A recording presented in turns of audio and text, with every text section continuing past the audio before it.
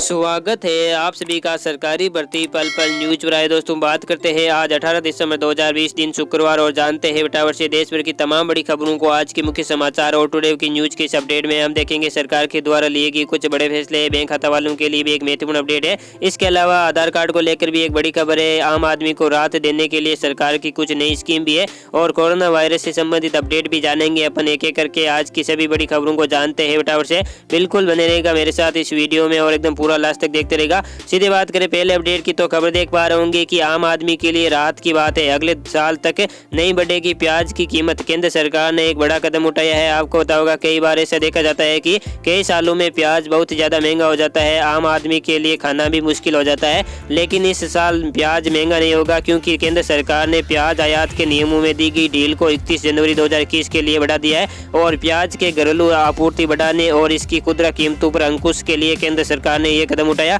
अगली खबर, केंद्र सरकार का बड़ा ऐलान है। अगले 2 सालों में देश भर से खत्म कर दिए जाएंगे टोल प्लाजा। और आखिर फिर कैसी वसूली होगी? तो जी हां, दरअसल दोस्तों देश भर में वाहनों की स्वतंत्र आवाजाही के लिए केंद्र सरकार ने एक बड़ा फैसला लिया है। केंद्रीय मंत्री नितिन गडकरी ने बताया कि आने वाले 2 सालों में भारत को टोल नाका मुक्त बना दिया जाएगा। अब आप ये सोच रहे होंगे कि सभी टोल जो है वो नाकों को हटा दिया जाएगा, इसका मतलब टोल टैक्स भी नहीं लगेगा। लेकिन मैं आपको बता दूं, आपको टोल टैक्स जरूर देना पड़ेगा। उसके बावजूद कि हमारे देश में एक भी टोल नाका नहीं बचेगा तो अब आखिर सरकार टैक्स कैसे लेगी, राइट? यही आप भी सोच रहे होंगे। तो जिस तरह से आपको पता होगा 1 साल पहले सरकार ने फास्ट टैग को अनिवार्य किया था, जिसके तहत क्या है कि टोल पर लगने वाली जो लाइनें जरूर काफ़ी कम हुई और टेक्नोलॉजी की मदद से आपका समय भी कम बिगड़ता है टोल पर और गाड़ी का तेल भी कम खर्च होता है और उससे भी कम समय में आप जल्दी से अपना टोल टैक्स फास्ट टैग के जरिए पे करके निकल जाते हैं, राइट?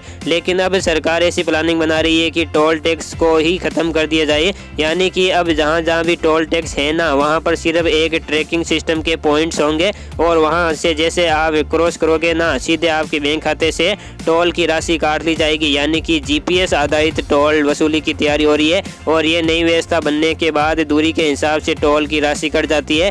तो उन्होंने 2 साल में ये व्यवस्था लागू हो जाने की बात कही है केंद्रीय मंत्री नितिन गडकरी जी ने। और केंद्रीय मंत्री ने अगले 5 साल में टोल कलेक्शन 1.34 लाख करोड़ रुपए का स्तर पर पहुंच जाने के भी भरोसा भी जताया है। और देखते हैं दोस्तों कि आखिर इस टेक्नोलॉजी की शुरुआत कब होती है और कब सरकार ये बड़ा बदलाव करती है। मैं आपको अपडेट बताता रहूँगा। अगली खबर, कल ही दोस्तों इसरो ने जो आखिरकार फाइनली सैटेलाइट को लॉन्च कर दिया। PSLV लॉन्च हो चुका है। सिग्नल बढ़ाने में ये मदद करेगा। इसरो ने मोबाइल फोन से लेकर टीवी तक के सिग्नलों को सुधारने के लिए कम्युनिकेशन सैटेलाइट CMS-01 को PSLV-C50 रॉकेट से लॉन्च कर दिया। कल ही दोपहर ये चेन्नई से 120 किलोमीटर दूर श्रीहरिकोटा स्थित सतीश धवन अंतरिक्ष केंद्र के दूसरे लॉन्च पैड से रवाना किया गया। अच्छी बात है, ये सफलतापूर्वक लॉन्च हो चुका है और यहाँ तक कि इसरो के जो अध्यक्ष डॉक्टर के सिवन ने जानकारी दी कि पूर्व निर्धारित कक्षा में सफलतापूर्वक पहुंच भी गया। अगली खबर, PUBG दीवानों की टूट गई सारी उम्मीदें। देश में रीलॉन्च पर सरकार की नो परमिशन निकल कर आ रही है।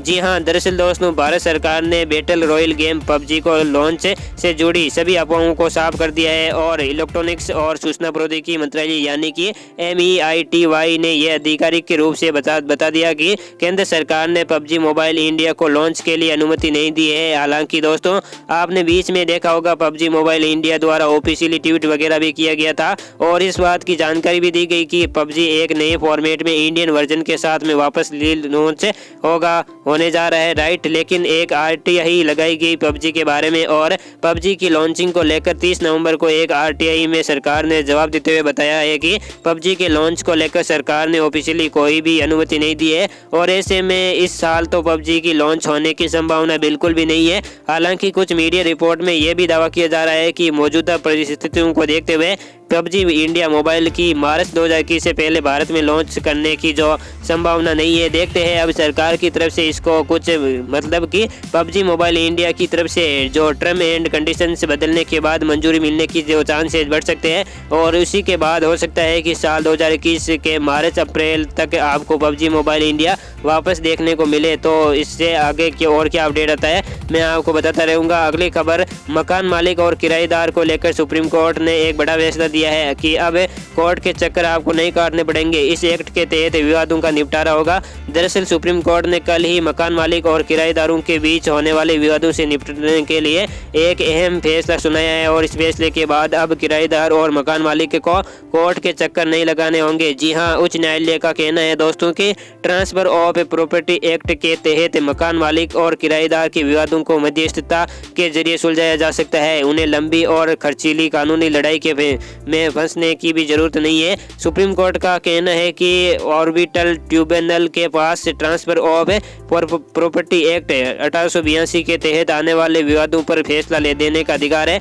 अगली खबर, किसान आंदोलन को लेकर आंदोलन के बीच आज मध्य प्रदेश के किसानों से बातचीत भी करेंगे प्रधानमंत्री नरेंद्र मोदी। जी हां, आपको पता होगा केंद्र सरकार के कृषि कानूनों के खिलाफ पंजाब और हरियाणा समेत कुछ अन्य राज्यों के किसान आंदोलन कर रहे हैं और इसी बीच प्रधानमंत्री नरेंद्र मोदी पिछले दिनों गुजरात के दौरे के दौरान भी किसानों से बातचीत भी की थी और अब पीएम मोदी शुक्रवार को यानी कि आज मध्य प्रदेश के किसानों को भी संबोधित करने वाले हैं। तो ये भी अच्छी पहल है। देखते हैं आज बातचीत में क्या नतीजा निकल कर आता है, मैं आपको बताऊंगा। अगली खबर, मौसम समाचार को लेकर, एक तो राजधानी दिल्ली में तापमान 3.5 डिग्री से जो सेल्सियस तक पहुंच चुका है। पंजाब और हरियाणा राज्य भी शीतलहर की चपेट में है और दिल्ली के हालात कुछ यूं चल रहे हैं कि दोस्तों कि पहाड़ों में भी जमने की मतलब झरने को जो है न वो भी जमने लग गए हैं, बर्फ बन रहे हैं इसके और झील और तालाब भी जम रहे हैं। दिल्ली में पिछले 10 सालों का जो रिकॉर्ड टूट चुका है। कई जगहों पर बारिश की भी आशंका अभी भी है, लेकिन ठंड उस हद तक बढ़ रही है कि पिछले 10 सालों का रिकॉर्ड जो है वो टूट चुका है। और इसके बाद दिल्ली समेत उत्तर भारत में शीतलहर की चेतावनी जारी की गई है।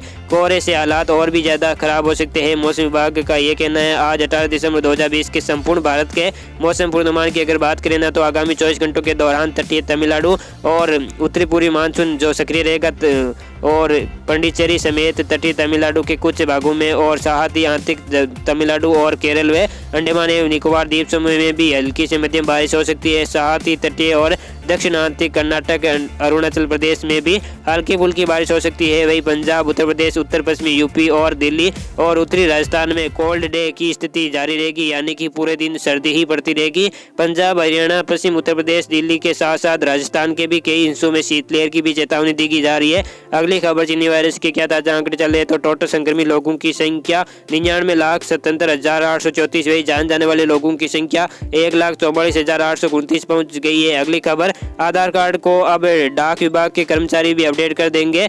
इसको लेकर जो ऑफिशियली जो मोबाइल जो टीमें गठित की जाएगी और आपके आधार से जुड़े काम अब डाक विभाग में आसानी से हो जाएंगे। अगली खबर, जो इंडसइंड बैंक ने लॉन्च किया पहला मेटल क्रेडिट कार्ड, आपको कई खास सुविधाएं भी मिलेगी। प्राइवेट सेक्टर का जो बैंक है ना इंडसइंड, उसने कल ही अपना पहला मेटल क्रेडिट कार्ड लॉन्च किया और इस कार्ड को जो पायनियर हेरिटेज के नाम से लॉन्च किया गया है। ग्राहकों को इस कार्ड की मदद से ट्रैवल, वेलनेस, लाइफ स्टाइल समेत कई सारी खास सुविधाएं और शॉपिंग वगैरह पर फायदे मिल सकेंगे। ओके दोस्तों, इसी कड़ी में ये टुडे की न्यूज़ का अपडेट वीडियो भी नहीं होता है। दिल से वीडियो को लाइक करना, शेयर करना अपने दोस्तों के साथ व्हाट्सएप, फेसबुक पर। ओके दोस्तों, जय हिंद, जय भारत।